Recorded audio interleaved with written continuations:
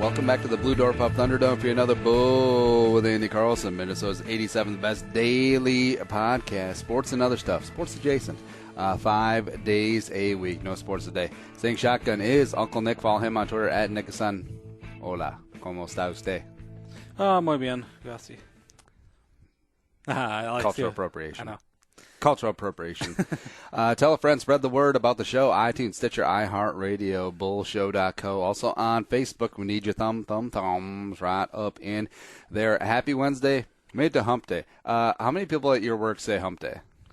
I think only one other person says it. Ooh, welcome to hump day. Oh, camels. We usually say, "Oh my God, is it Friday yet?" I feel like laboratory technicians would drink a lot. Ours do, yes. You're goddamn right. You know, and you know me, I'm a light beer drinker. You know, if I go to the bar, I have a couple, Coors Lights or something. Something light. The most of ones. Because you're like the anti-Twin Cities person. Not anti-Twin Cities. I just with all the craft beer places, you walk into Indeed or Surly or Insight and be like, "Y'all got any Mick Golden Light? Nothing wrong It's the with beer Minnesota." A lot of my coworkers, they're all in the craft beers. There's so many in the Twin Cities, all over. A lot of them go to the western suburb breweries. So yeah. Now making a smooth segue. So the Minnesota Zoo, and the wife and I were members there, and Muggsy is in tow. It's a great place for parents with kids to go, let the kid burn off some energy, see some animals and shit, and it's pretty cheap. Was it $130 for a year-long membership? You can go whenever you want. It's a great way to get out and kill some time and get a little exercise and see some cool animals, even though you see the same animals every single time, but whatever. And I figured something out. Over the weekend, I figured out that there needs to be a baseline of rules when it comes to walking in public areas, you know how like there's traffic laws when you're driving or even when you're biking, even though when you're biking apparently there's traffic suggestions. But when you're walking, there needs to be a generally accepted unwritten rule, but write them down and then staple them on a lot of people's foreheads. I have the same thought when going grocery shopping when people have carts. Mm-hmm. I travel on the right side of the aisle, I believe, Yep. and Let me get into the rules. So the outline of the rules of walking, written by Andy, 2017 AD, after death of our Lord and Savior Jesus Christ. Actually, no, maybe I should put that out there. But anyways, stay to the right. That's going to be numero uno. Just like you're driving. And I'm not talking about, in European countries, drive on this other side of the road. This is America, son. This is America. You drive on the right side. You walk on the right side. You keep it over there. If you stop, do not stop in the middle of the aisle, of the corridor, of the walking path. You pull over to the side. I understand it's a zoo, and you want to stop and look at things, and kids are very unpredictable, but it's up to the adult. For when the kid just stops in the middle of a walkway, pull him off to the side as opposed to indulging him and be like, "Wow, look at that bird. Wow." As you got 18 people lined up behind you and they can't get around. And also I don't know if it's what's the word?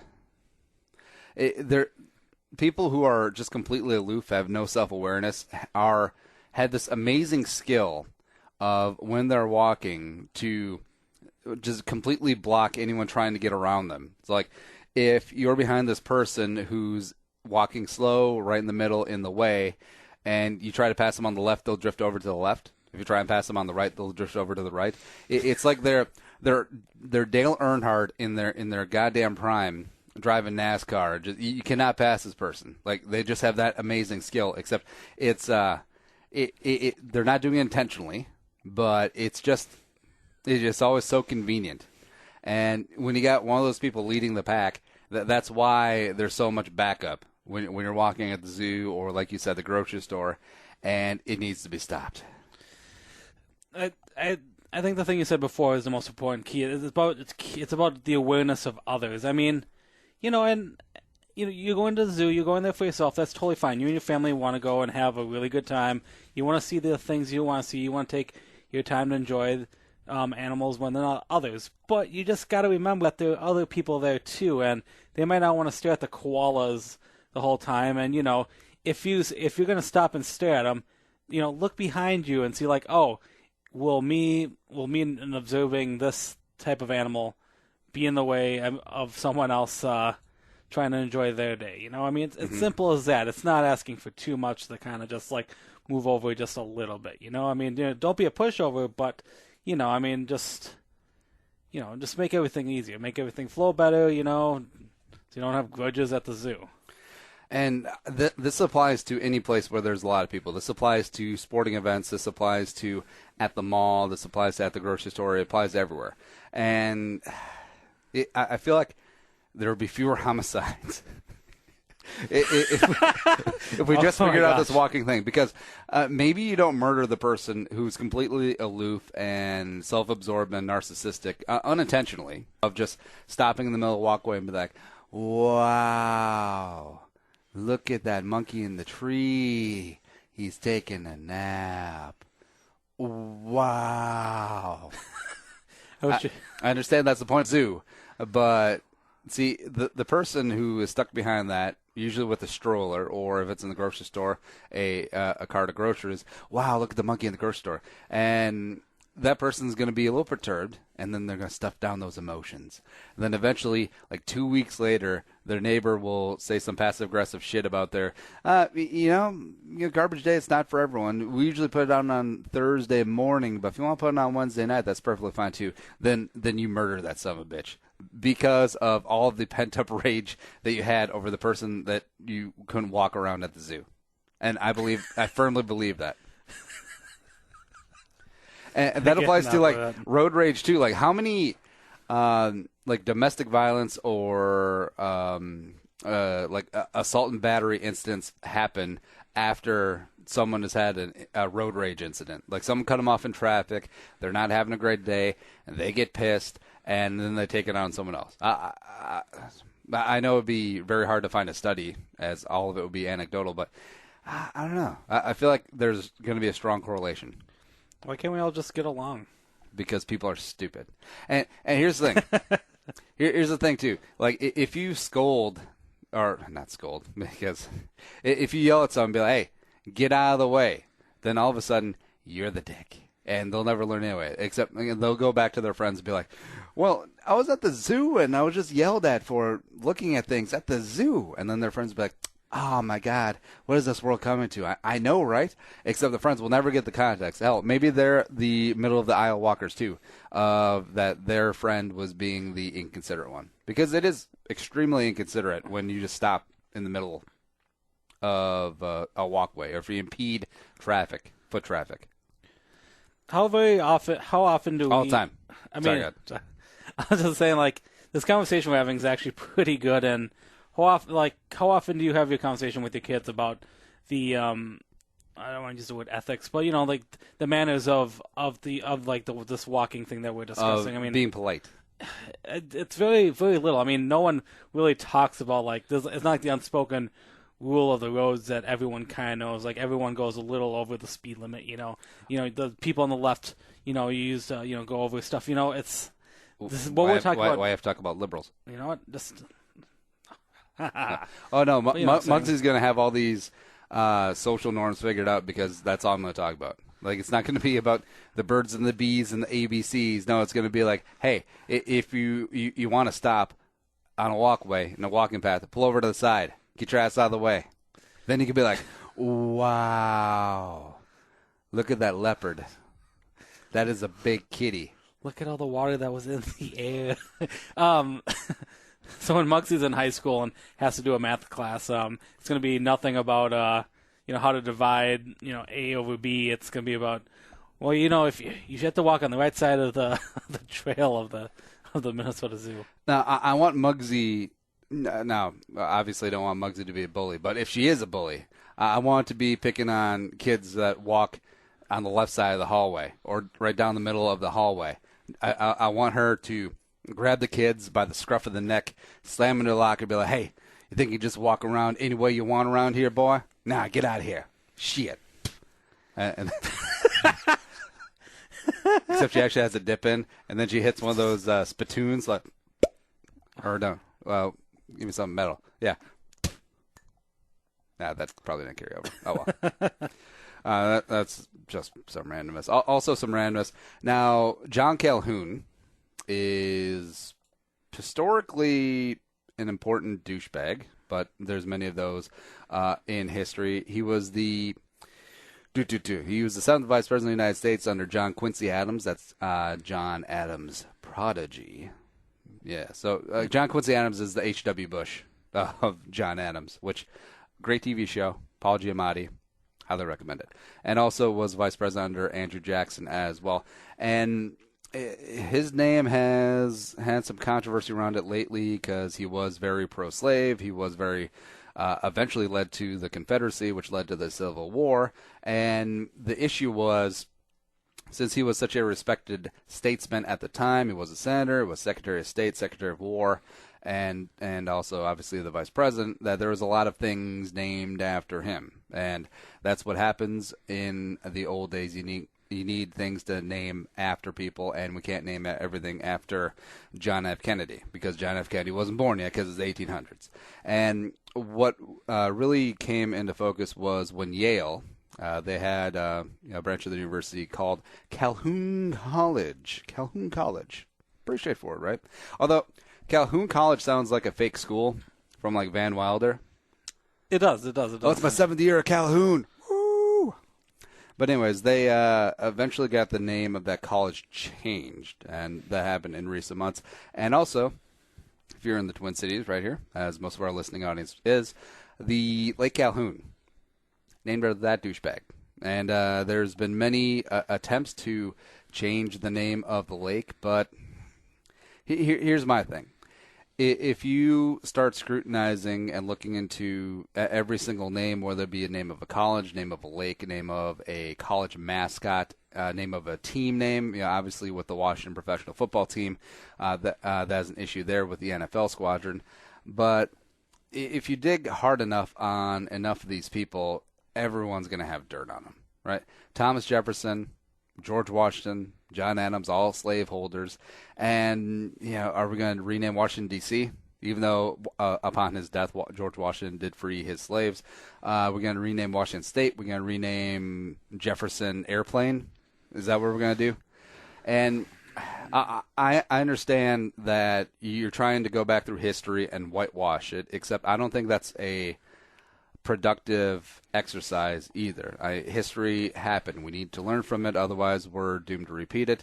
And just because this guy, back at a time when the idea of holding slaves was a popular notion for a bulk of the country, he was the champion of that. And yes, maybe he wasn't that great of a person. Maybe he gave a lot of money to Yale, which was his alma mater, but I don't know. It seems like a waste of time. This is a very thin line to cross because, example I thought of was like everything Hitler. There's nothing named after Hitler ever named after Hitler. Yeah, because he didn't win. Well, I guess this guy didn't win either. Because you have certain figures I can understand. Calhoun is on that kind of borderline edge thing. Only other thing I can think of that's sort of like the story is a lot of people trying to get rid of the Confederate flag for states, and I see both sides. I think it's very historical. It's a part of a heritage that we shouldn't forget. Obviously we shouldn't cheer on and be like, "Woo, yeah, whites only." Obviously that, but it's such a people are very 50-50 on. There's a lot of pro, a lot against, and I'm someone who's not affected by either of those situations. I kind of don't have much of an opinion on it. And I understand that optically it looks nice. You're taking the name of someone who probably was a racist, but was still an important figure in American history. And if you get the name change, you're like, woohoo, We won. Racism is over. Not like you just made yourself and your small group of people feel better, but this does seem like a huge waste of like mental energy. And with Lake Calhoun, what they're trying to change the name to is the Dakota name of, I'm going to butcher this, but Bide Makaska. I'm going to change that from Lake Calhoun. And I understand, like, this was Native American land first. We took it from them, and this would be a nice way to, like an olive branch to the Dakota tribe, perceivably. But I want to know, like, what percentage of people trying to push for this name change to Lake Calhoun are actually from the Dakota tribe, and how many are just bored white people? They're just like, I feel guilty about this thing. Let's change the name to this lake. Now I'm a good person. Now I feel all right. Here's a quick question for you. What's the name of the tallest building in Chicago? Sears Tower? Correct, but it's not Sears Tower. It's called the Willis Tower because the Willis Company owned it.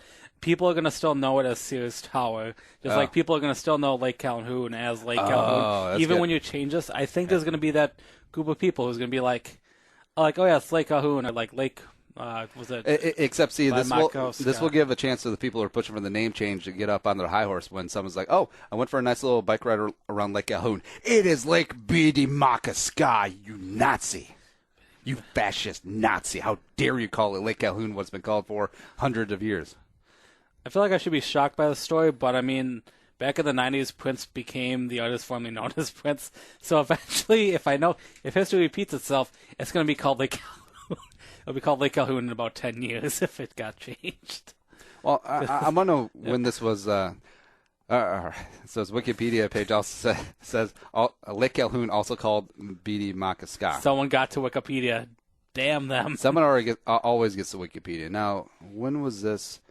The Dakota tribe. By the way, we live in Dakota County, or the wife and I do, so they got that going for them. The Dakota originally called the lake, meaning White Earth Lake, a name that probably was given to the low end. Blah blah blah blah blah blah. Calhoun's legacy. United States Secretary of War John C. Calhoun sent the Army to survey the area that would surround Fort Snelling in 1817, which is near MSP Airport. Calhoun also authorized the construction of Fort Snelling, one of the most earliest named the body of water Lake Calhoun in his honor. Blah, blah, blah. So 1817. So 200 years, this has been Lake Calhoun, Lake Calhoun, Lake Calhoun. And now I still don't understand the ethos, the reasoning behind trying to just switch this to make yourself feel better. Yeah, that's good. Well, it's getting us all talking. I mean, it's doing what a news story should tell us to do. But then, we're going to go, I mean, if you're going to change this name, you got to change all the offending lakes that exist. We're the land of 10,000 lakes. I'm sure. Oh, shit, you got to go through, and actually it's more like 15,000, but you got to go through lake by lake. Now I was like, is this racist? Shit. Spirit Lake? Oh, but what if they're not spiritual? What if they're not religious either? Atheist Lake. Wait, no. Non-denominational overlord being lake. I think about shit, Marvel Lake. We're just going to have to go Lake 1, Lake 2, Lake 3, Lake 4, Lake 5, Lake 6, all the way to 15,000 lakes? Damn. Yeah, but I understand. Like, people have been, let's see how. Calhoun's legacy I'm just reading from Wikipedia, by the way, so take that with a grain of salt. Calhoun's legacy as a pro-slavery politician has led critics to question whether he's the best person to be honored. In 2011, the Minnesota Parks and Recreation Board visited the issue. The legal counsel concluded that the board could not legally change the name. So you get lawyers involved who probably are not working pro bono. You got the Minnesota Park and Rec Board spending time on this. And I understand they're not probably the busiest people in the world. I've seen the show, Parks and Rec. They're all Jerry Gergiches. State law gives the power to the Commissioner of Natural Resources, and then only in the first 40 years after the name was designated. So that's already passed. Following the Charleston church shooting in June 2015, a fresh drive to change the name started via an online petition. All right, so hold on. So Dylan Roof doing that terrible, dastardly thing at the Charleston church prompted this reopening of trying to rename Lake Calhoun. I don't I don't get how 1 and 1 equals 2 here.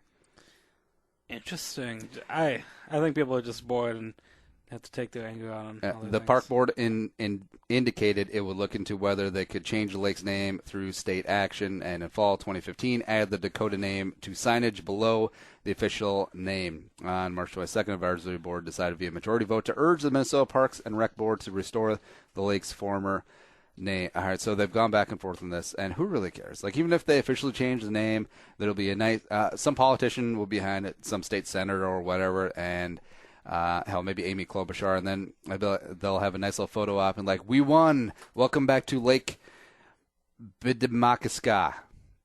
Woohoo! This is gonna be a lot. So many. And then everyone will forget about it 2 days later and still call it Lake Calhoun. You're gonna make a lot of map people change a lot of maps in the upcoming years, and it's gonna be confusing for quite a while. I think they should just keep it, and I mean, the only positive thing I can think of, at least people are being more informed of who Calhoun is. I mean, I learned a lot from us talking about this, and I learned it has a new name of Skyuma, whatever, and I feel like I learned something. It's not Skyuma. I wasn't. Oh. I'm playing on my phone. Also, in 1957, a Senate committee headed by Senator John F. Kennedy, future president of the United States, selected Calhoun as one of the 5 greatest United States senators of all time. So JFK, a Democrat, 100 years after the fact, says that, hey, you know who's a great senator? That John Calhoun, and not because he has a great name. He also has a great lake named after him. Also, some school, Yale, named after him. Where's Marilyn at? Sorry. Yeah, how come no one ever brings that up? Like, John F. Kennedy was pretty substantially tied to Marilyn Monroe and other extramarital affairs, pretty much banging everything that moved in the White House, and also was on several drugs and painkillers, including meth during his time. He had to deal with chronic back issues, but still, we'll slap his name up on any middle school, any high school, any highway, any lake that we want to. And see, this is the rabbit hole. And first off, I really don't care about all that other stuff. It's like, oh yeah, Kennedy High School, that's perfectly fine, because no one is a saint, no one is perfect. Like Martin Luther King even had extramarital affairs and was being blackmailed by the FBI, but that's another story for another day. And you can pick apart anybody. Like Nick, if you died today, saving what would be the best way to die nowadays that you'd be remembered? So Armageddon style, you blow up the meteor. Like, you just go up by yourself, like Tesla, SpaceX, and blow up the meteor by yourself, and then you're remembered. And then they're like, oh, Assumption High School, Lake Assumption, Assumption College, remember this man. And then they unlock your computer. All of a sudden, people will be like, As my best friend, Andy, I'm assuming you're going to take all my computers and wipe them clean. No promises. My computers are all clean. Yes, they're all. Wait, yes, they're all clean. Yep. You cannot tarnish my bad legacy. I have a couple speeding tickets here and there. Got asked to leave a bar a couple times. But no, I'm a straight arrow, guys. I'm a pretty good guy. Don't Google my name. What are you doing? No. And see, here's the thing. Like, Abraham Lincoln, widely accepted as one of the greatest presidents of all time, freed the slaves, etc. But then you could also make the case that why didn't he free the slaves earlier? Why was he part of the Democratic Party, the Republican Party, blah, blah, blah, and all that other stuff? And it's like, you could pick this apart however way you want to. And I feel like this is what happens when we're out of problems. Like, this is literally completely social justice warrior stuff. And it bugs me because it doesn't accomplish anything except for make the people who are pining for it feel better. Have a little bit more self-worth for the people picketing and holding up signs and protesting. And it's like, oh, you really haven't done shit except in your mind you think that you've done something, and in actuality, you've absolutely done zero. When you talk about the Calhoun story about where they took after the shooting in the church. The issue was brought up again. Do they think that changing the name would bring justice to the people who? I'm sure it was brought up because it was a white man, Dylan Roof, shooting up a black church, and race relations right now are probably the worst that I've seen in my lifetime, and that might just be recency bias or cognitive dissonance or whatever. But it really does seem that was a racial issue, and we have a lake named after a man who was pro-slavery. So let's open that up. And that's probably how it started. Yeah, this is a troubling time. See, this is the best part of not caring. To be is that empathetic? Is that what it means? Apathetic. Apathetic? No, empathetic is what those social justice warriors are trying to do, or Okay. think that they're doing. Apathetic. Okay. Yeah. And Make the words just spelled sound different. yeah, this is us working from small to big, as far as the issues that are actually around society. So this is not working on how many dads, quote unquote, fathers run out on their kids in impoverished neighborhoods, and how single mother households, single parent households, are affecting education, are affecting income, are keeping families in constant poverty. But no, let's try and get a lake changed. Name of a lake changed. Let's do that. We're going. Or how shitty public schools are, and how corrupt the teachers union is. That's a whole nother show. But yeah, let's try and get a name of a lake change. Woohoo. We've done a lot. I wonder how clean that lake is. Probably pretty clean. I think people do Ironmans in it. Yeah. Or the transgender bathroom issue. Like, I understand it affects people and is a big issue for a very small percentage of the population. But let's put all of our mental energy and time and resources into that, as opposed to education, as opposed to how do we get complete, how do we change cultures of accountability and all that other stuff. But hey, let's make sure that little Johnny can be in the girls' room if he feels like it. Yeah. And here's my issue with the bathroom bills, is that for every one person it could really help. And yes, I do believe that some girls are born are born with female parts, except feel like a boy inside, and I feel very badly for those people. It's they're going to have a tough childhood, tough, confusing childhood, and probably a pretty rough adulthood before they get to be who they want to be. But for every one of those where these bills would actually help, there are 99 8-year-old Nick Assumptions who could be like, oh, I feel like a girl today. I'm going to go take a deuce in the girls' bathroom because I feel like it. And you can't parse those out because you can't decipher on a case-by-case basis, because everything has to be blanket, zero tolerance, blah, blah, blah. And that's why I find issue with it. I just think I never thought of it like that. Well, it's like the dogs on the plane thing. Like everyone. All right, so I saw someone on Facebook, like one of my female college friends, a little bit flighty, a little bit narcissistic. It's easy to say. Well, a mid-20s-year-old chick who's narcissistic on Facebook, but she put on the Facebook thing of, does anyone know where I can get my dog registered as a therapy dog so I can fly with it? And I know her. She doesn't have anxiety issues. She doesn't have trouble flying. She flies all over the place. And all she wants to do is be able to fly in the cabin with her dog. And there are thousands of people like that. If you've taken a flight, you've seen dogs out there. They're even putting in like dog parks in airports now, so little Fido can go tinkle. And here's the issue. For every one person where maybe they're a terrible flyer, maybe actually having their dog next to them helps their anxiety, helps maybe it's a service dog, maybe they're prone to seizures, maybe they're blind, etc.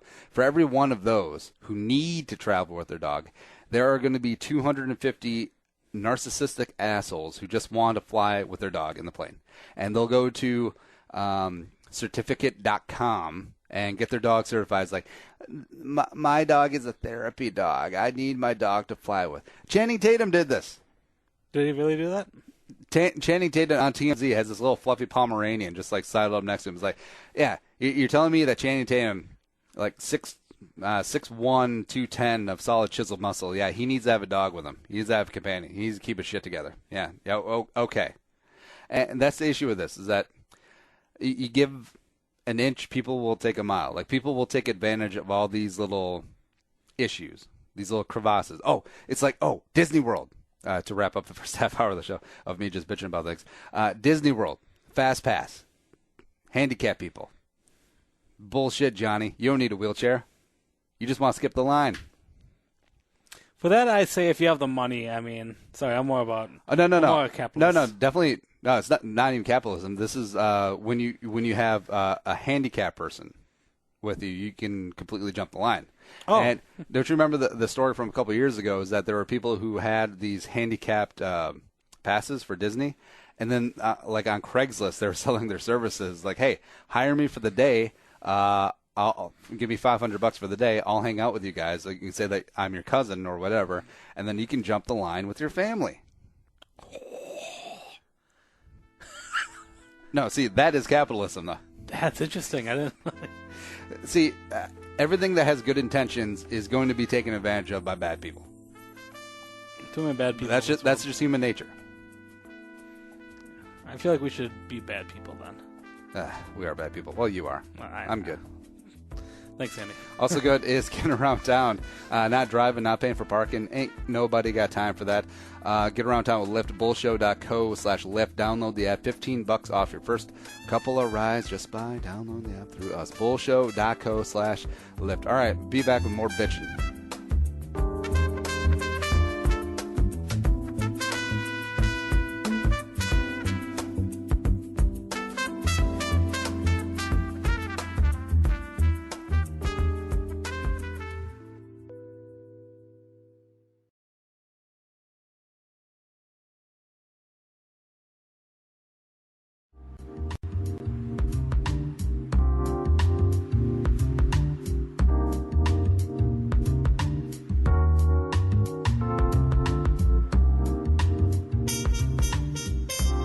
And coming back into the Blue Door Pub Thunderdome, baby. And I tell you what, Blue Door Pub, Bed Brew, Wingery, all 12 of their sauces and their Just Wing It flavor of the week. It changes every week. It was honey dill this past week. It may be gone by the time you listen to this, but memories. Actually, if you had some politely,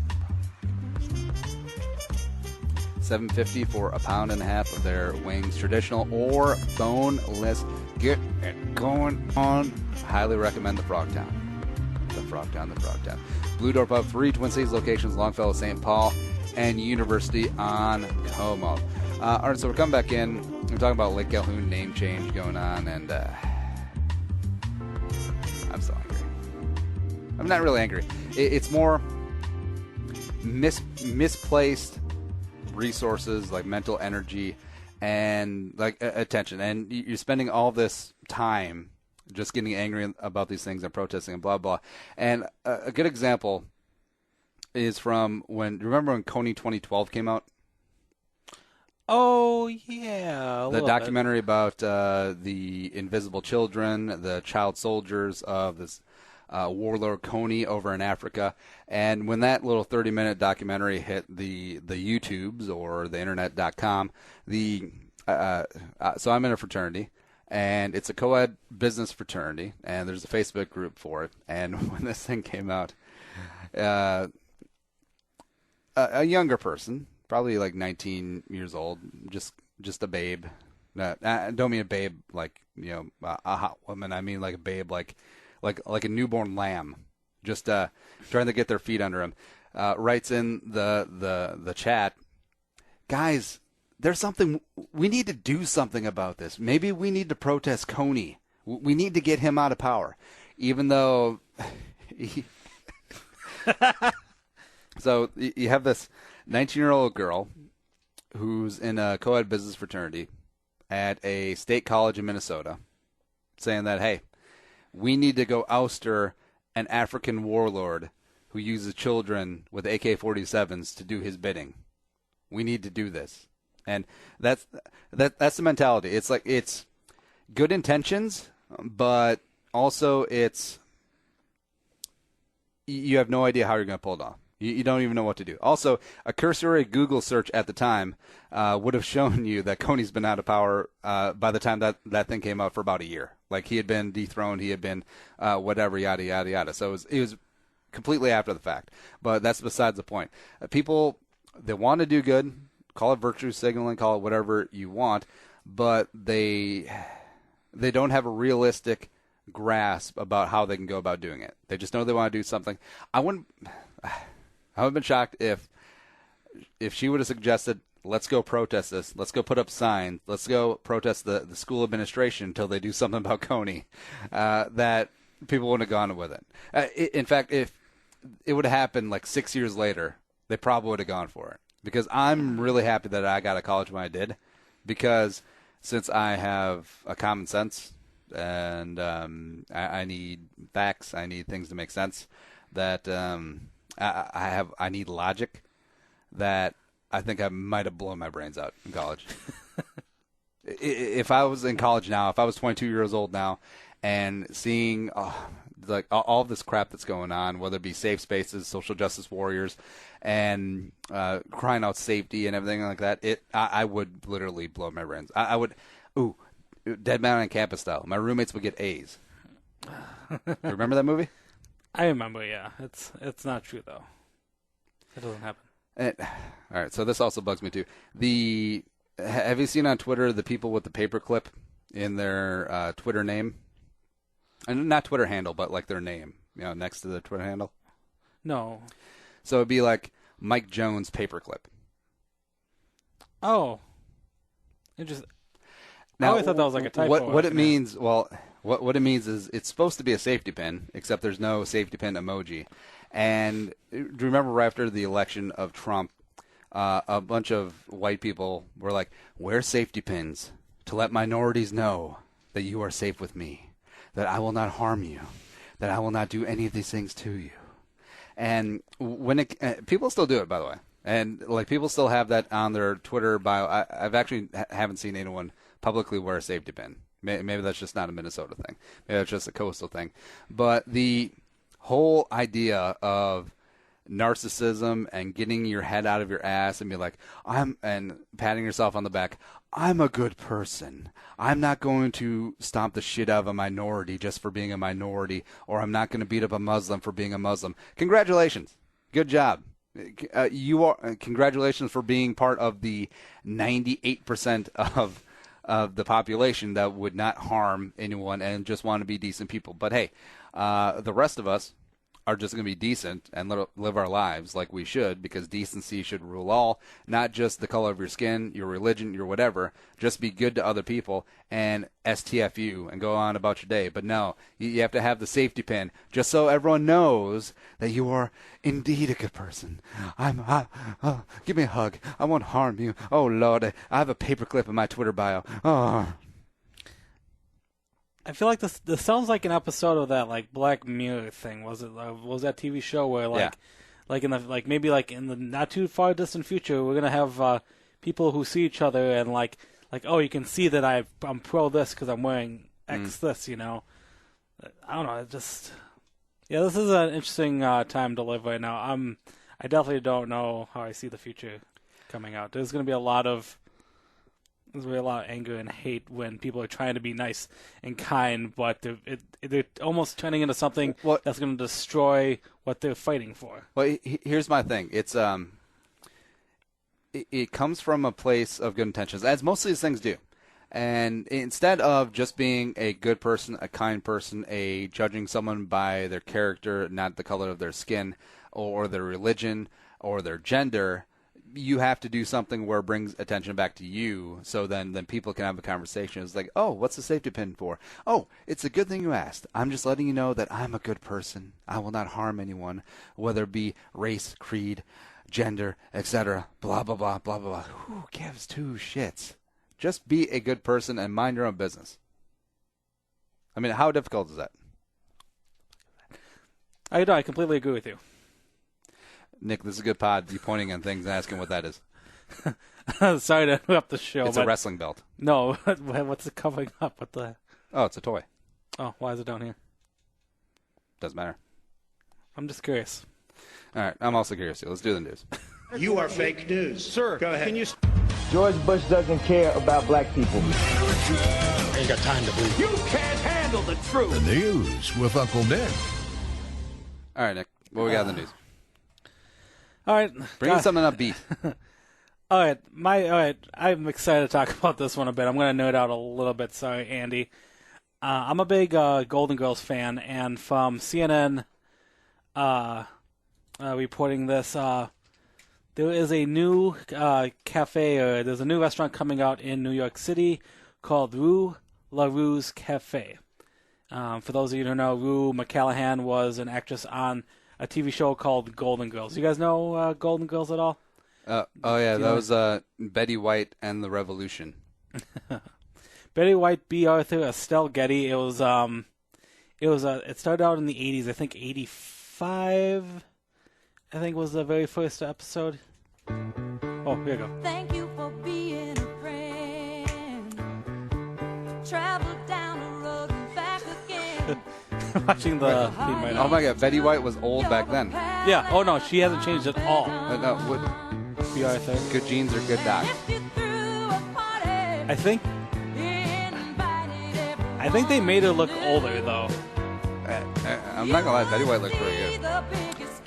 You should look all these women up when they were in their 70s. They were all very.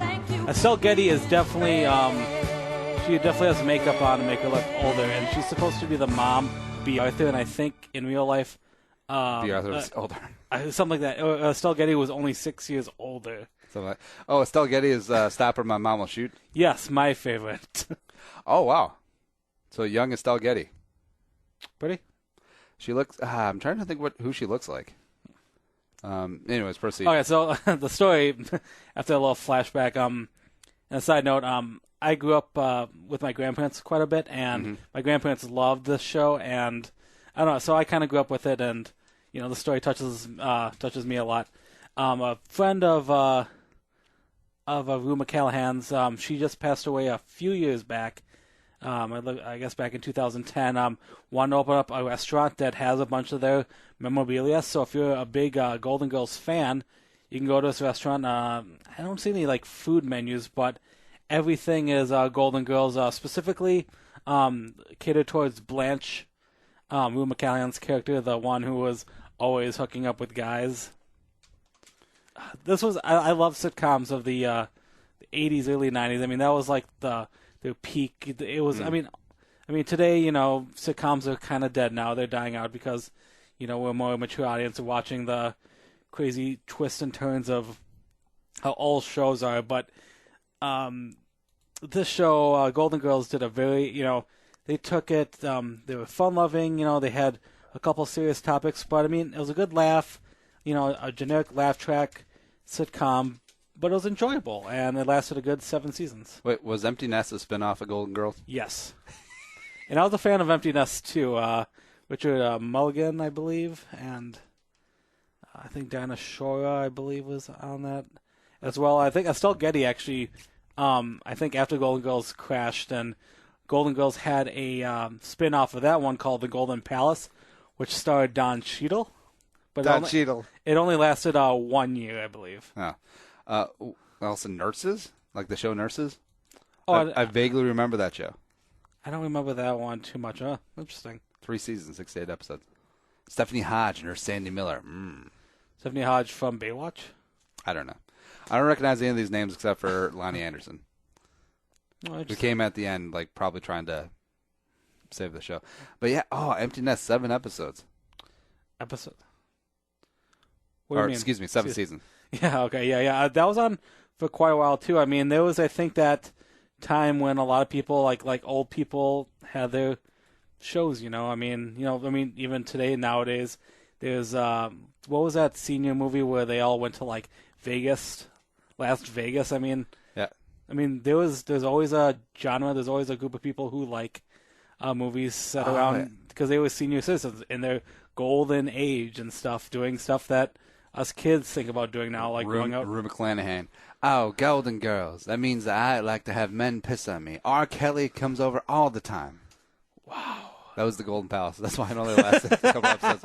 All right, so from Empty Nest, David Leisure, who's apparently Joe Isuzu. Yes. He did Oh, my God. those really awkward commercials in the... Awkward, you mean great. Want to save $2 million? It's easy. Just buy 1,000 Isuzu Troopers at $13.5 million, and generous factory cash can help you save $2 Wow, new car was $13.5 back in the you can buy day. just one and save up to $2,000, but remember, the more you buy, the more you could save. So think big. Buy 1 million Troopers and save $2 billion. SUV. You have my word on it. Now, Isuzu Sailors and Ladies Factory Cash could save you up to $2,000. David Leisure. I wonder if he's still alive. I don't think Apparently he is, according to his Wikipedia page. He's only 66, which is pretty young. Also, how'd you like to be named David Leisure? That's a pretty good name. Working hard, David. Shut up, Joe. Get the hell out of here. Yeah, Golden Girls. It's I'm starting to feel like more young people, like that's their guilty pleasure. Like that's a binge watchable show because they remember it on in the background at the grandparents' house, and yeah, I mean it's something that just clicks sometimes. And as I said, it was written pretty well, and there's full of laughs, and generally, just it was about the follies of 4 older women. They go through normal problems. All of a sudden in Miami, I learned a lot about Miami through that show. I mean, super hot down there and whatnot. Thank you for being a friend. Golden Girls full remix soul version. Hey, so we started from the bottom, now we're here, girl. Oh, yeah. This is my part right here. Ooh,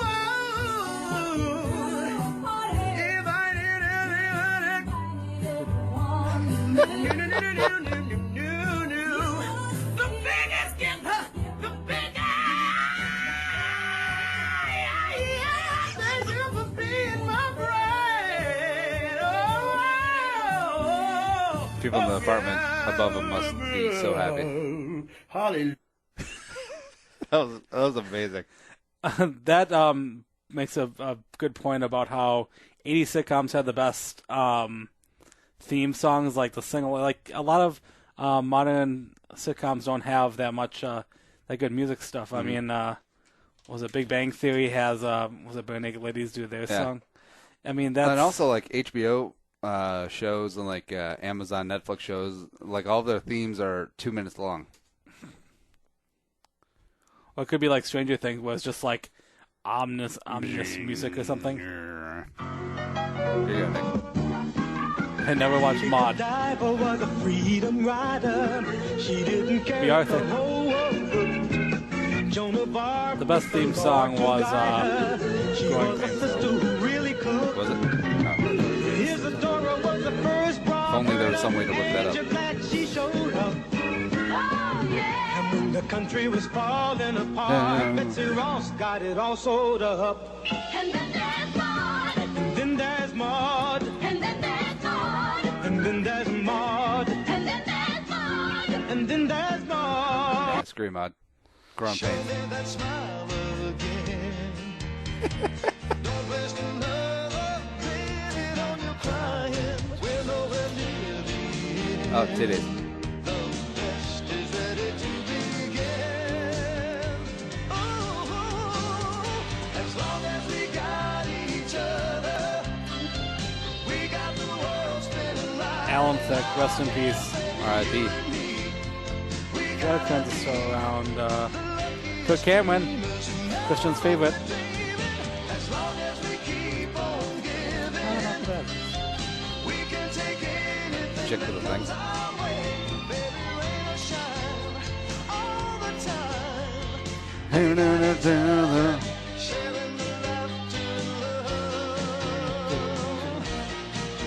This is the season 1 theme, and I think they changed it throughout season. Oh yeah, they have a different daughter that first season. Yeah, it's dumb except for, well, not dumb, but theme songs, it's a 1 minute song, and you get royalties every time it plays. That's a good gig. And plus, I feel like beloved TV theme songs are going to be remembered more than just like disposable pop songs. Yeah, I definitely agree with you. Like, which song do you remember more, the Cheers theme song or She Bangs? It's important.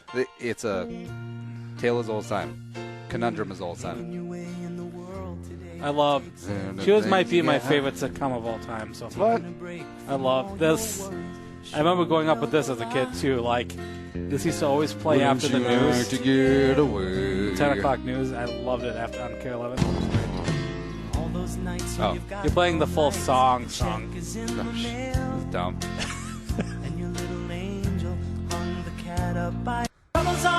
There you go.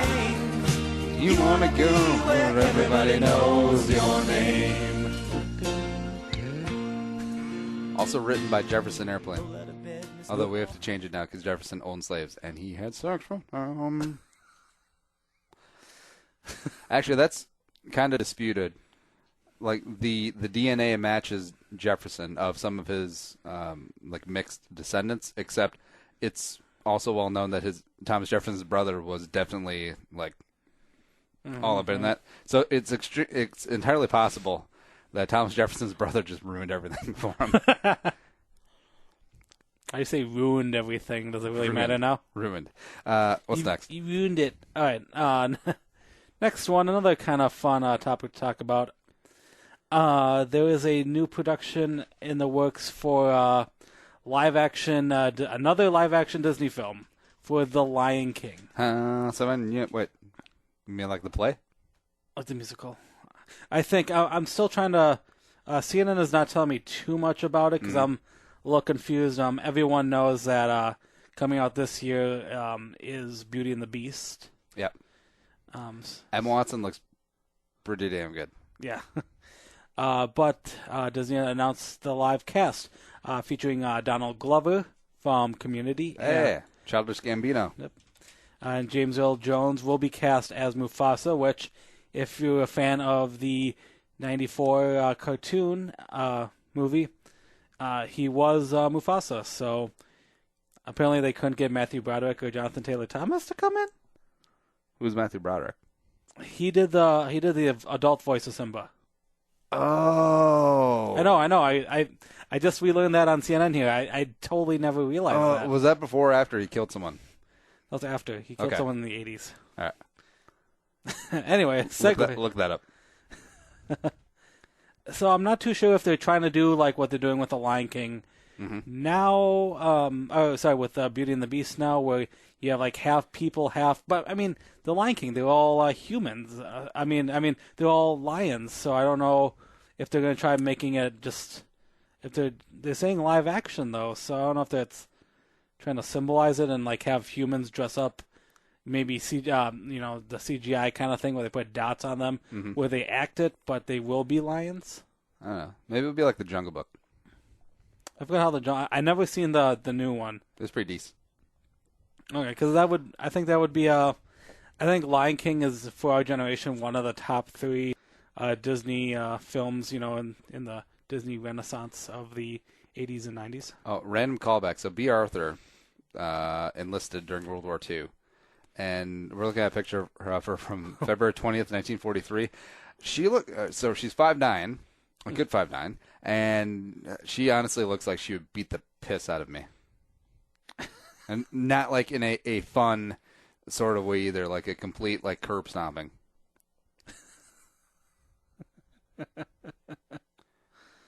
Oh, jeez. Like Conor McGregor fighting a potato. Anyways, what else? Okay. Ooh, one more. One more? Yeah. Okay. Oh, Britney Spears. You want me to go with that one? Yeah. Okay, we'll do that one. Okay. All right, last story, something I found out over the weekend. Sorry, I don't really follow Lifetime news too much, but I don't know if any of you guys knew that there was a Britney Spears biography movie released via on Lifetime. A big thing you guys got to realize is that this was not signed off by Britney Spears or Spears' family. So an unauthorized movie. which happens a lot. Which does happen quite a bit. Oh, here comes a short trailer. I'm not gonna say I was fun, because I wasn't. Everything's just kind of this blur, you know? Until you hit the rock bottom. The chick kind I of looks wanna like be her. strong for my fans. They're what keeps me going. Brittany Ever After. I'm not gonna. You know, when she came out, she was supposed to be this hot, like pop star. I don't know. It was more like always like a brother-sister relationship with me and her. You know what I mean? I was love at first. No, see, that was me and Mandy Moore. Like, me and Mandy Moore were the thing. Like, Christina Aguilera, cool. Britney Spears, cool. Mandy Moore, all in. Okay, so what I Even read, though she's like 6'2". Sorry, go ahead. Oh, sorry. What I read about this film was that because it's an authorized Spears film, so none of the music's even in it. And the plot line of the movie, I haven't seen it yet. Hopefully, in the next couple weekends, maybe I'll try to convince your wife to kind of watch it with me, or have her watch it, and we'll take notes from her. I think it's only focusing on the startup fame of like meeting, like touring with NSYNC. Yep. A lot is going to cover her relationships Justin. with Justin. There's going to her relationship Hey, with Britney Kevin Spears. Federline.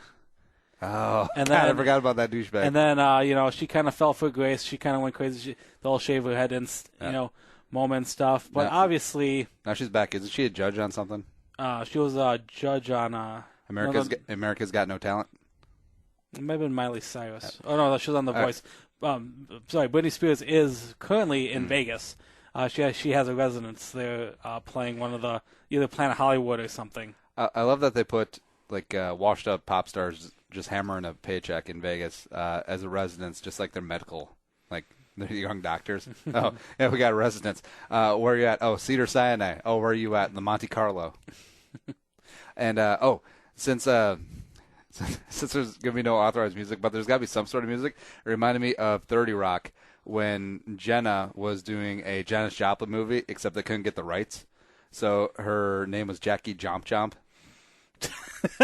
And then, music. Miss Janet Joplin.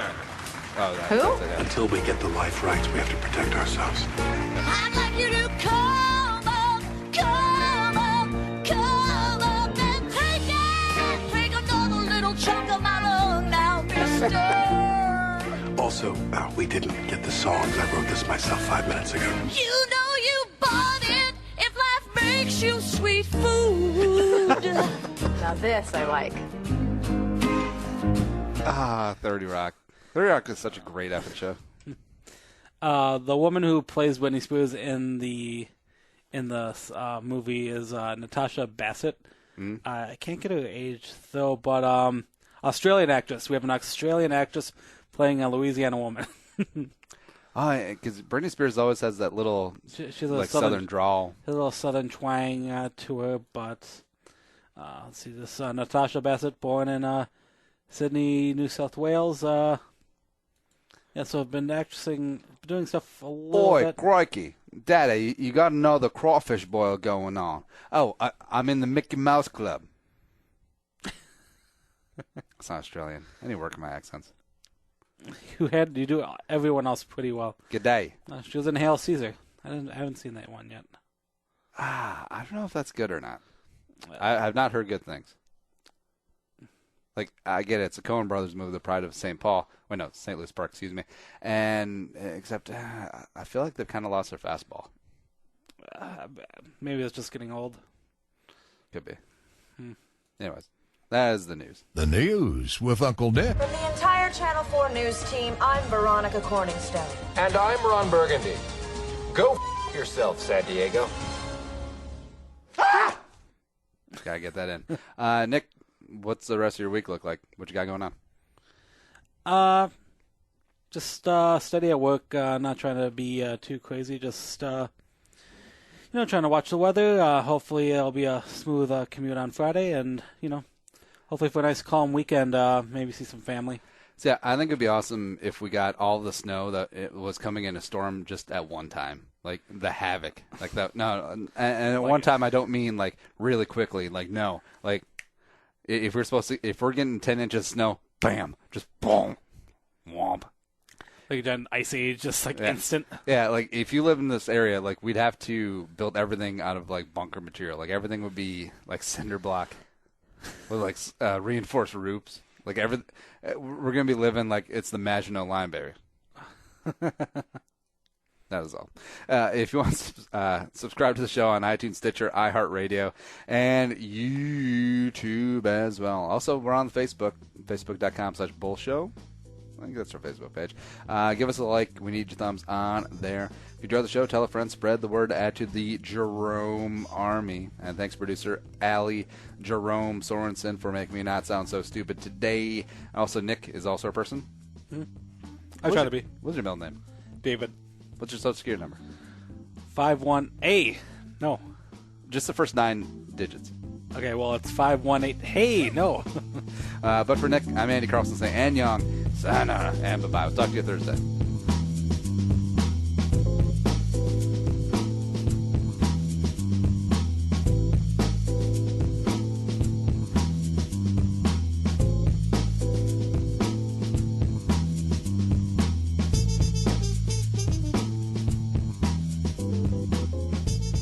Thanks for listening to Bull with Andy Carlson, Minnesota's 87th best daily podcast. Download the show on iTunes. Everyone's middle name is Jerome.